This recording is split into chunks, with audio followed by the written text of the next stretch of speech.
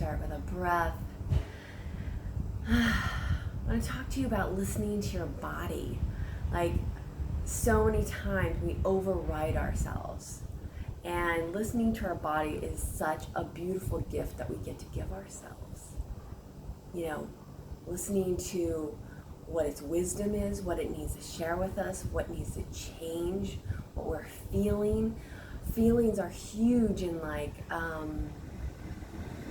how we know what needs to change in our life. It tells us something's off when we're angry, when we're sad, when we're, when we're stuck energetically in our emotions. It's a time and place to just be listening and going, what's going on? What do I need? And feel into that and listen.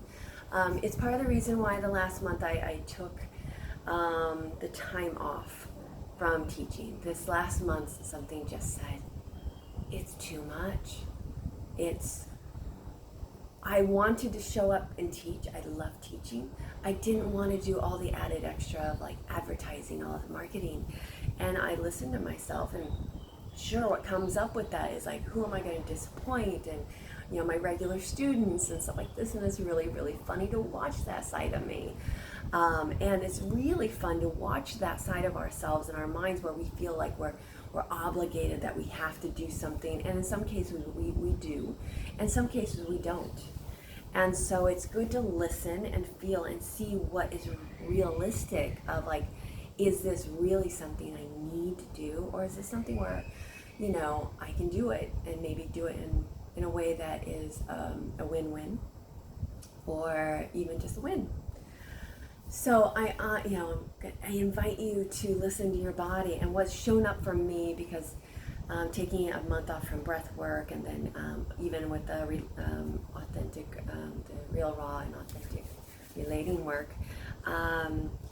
it's been beautiful because it's shown me what I want to add and play with and stuff like that in the breath work, because movement and being in my body is so important, and I want to bring that to breath work, even though in breath work we're mostly still, but beforehand.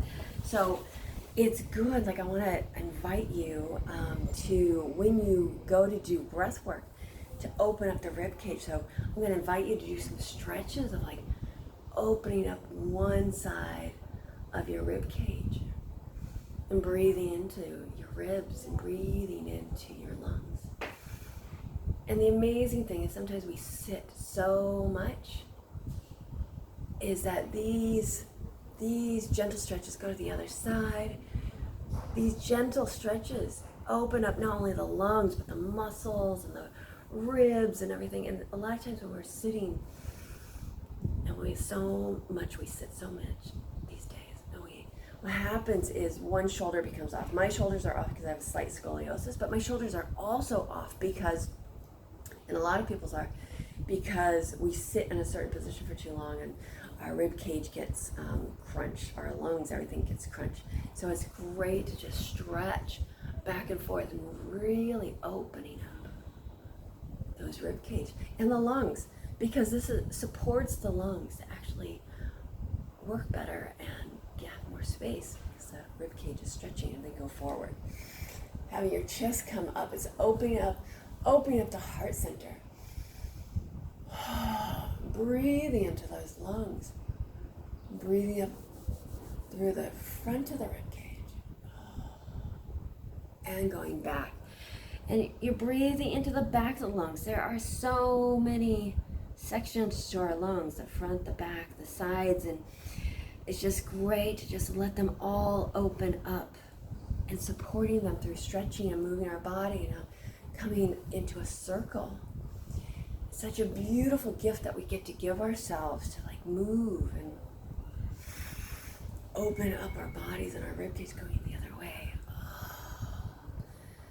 So this supports us in breathing and opening up our whole entire torso, getting the whole entire inner core of our body open and awake, and it supports the rib cage and our structure. So there's other things we can be doing, but I'm going to leave you at that.